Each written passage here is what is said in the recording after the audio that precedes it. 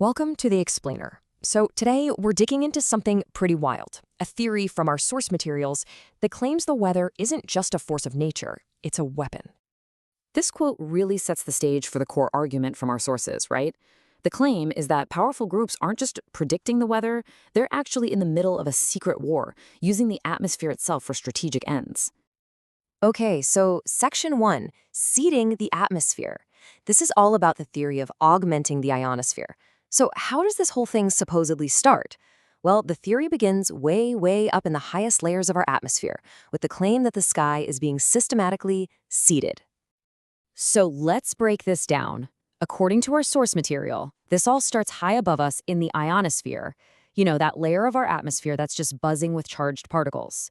The theory hones in on one specific part, the D layer.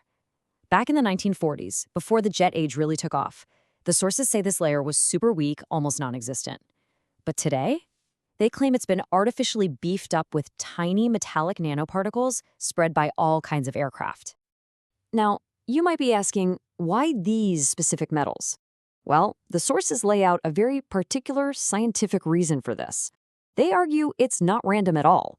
These metals are supposedly chosen because they can be easily ionized, given an electrical charge, just by the sun's energy.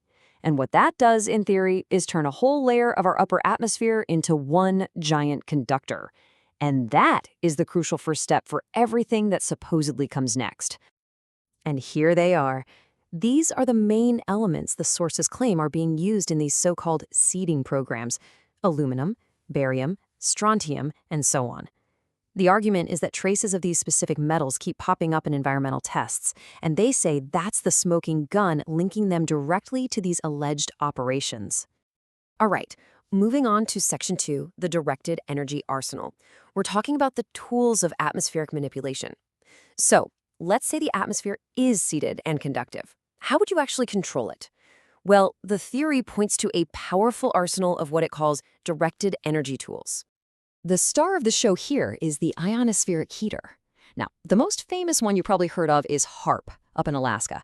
That place has been a magnet for conspiracy theories for decades. Its official purpose is research, but the sources we're looking at today claim its real function is something way more powerful. And this really gets to the heart of the whole argument. It lays out how these publicly known technologies, things we're told are for research or defense, like NexRad radar or missile defense systems, allegedly have these secret weaponized capabilities for controlling the weather. A kind of dual-use technology, if you will. Okay, so how on earth could microwaves actually steer something as massive and powerful as the jet stream? It sounds like science fiction, right? Well, the sources propose a really fascinating and very specific mechanism for how this could work. They call it a toroid burst. So picture this. Step 1, a microwave beam heats up a donut-shaped ring in that seeded D layer we talked about. Step 2, that heated gas expands like crazy and rushes to collide at the center. And step 3, that collision creates this super-focused, high-pressure jet of air that just shoots straight down. It's like an invisible hand pushing down on the atmosphere. Powerful enough, they claim, to nudge and steer massive air currents like the jet stream.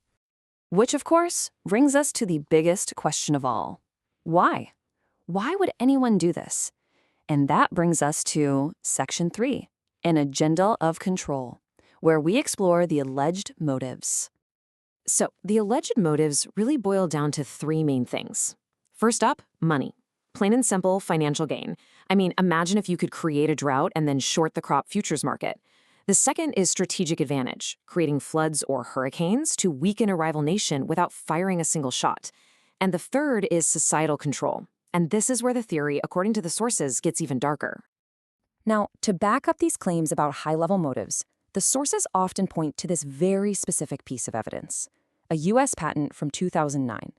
The description is for methods to prevent, modify, and steer hurricanes. And one of the inventors listed? Bill Gates. And from that patent, the sources start to build a timeline, connecting the dots.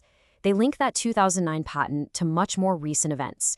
Specifically, they allege a connection between a supposedly steered hurricane, Hurricane Milton, and the fact that its target city, Tampa, was also selected for one of these 15-minute city urban development projects.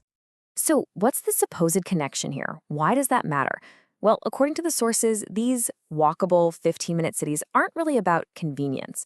The argument is that they are the perfect infrastructure for a future climate lockdown, a scenario where people's movements could be severely restricted, all justified by a climate emergency.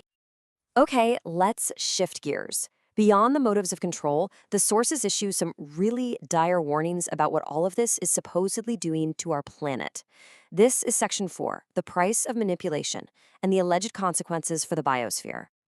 The sources claim the consequences are, frankly, terrifying, and it starts with our planet's main shield against the sun. They allege that every single time one of these ionospheric heaters is fired up, it literally punches a hole in the ozone layer. This would let dangerous levels of ultraviolet radiation flood down to the surface.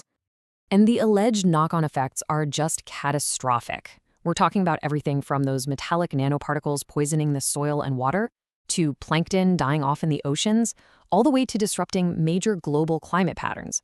For example, they mention the quasi-biennial oscillation. That's a key driver of winds in the stratosphere that has a huge influence on weather all over the world. So, with all that doom and gloom, what's the proposed solution? Well, the sources are very direct about it. They argue that since air travel is the alleged delivery system for all this atmospheric seeding, the only way for the public to stop it is through mass non-compliance. Basically, to stop flying. And that brings us to the final provocative thought that the materials we've examined leave us with. They ask, if you truly believe the planet is dying, is the only real solution to stop flying?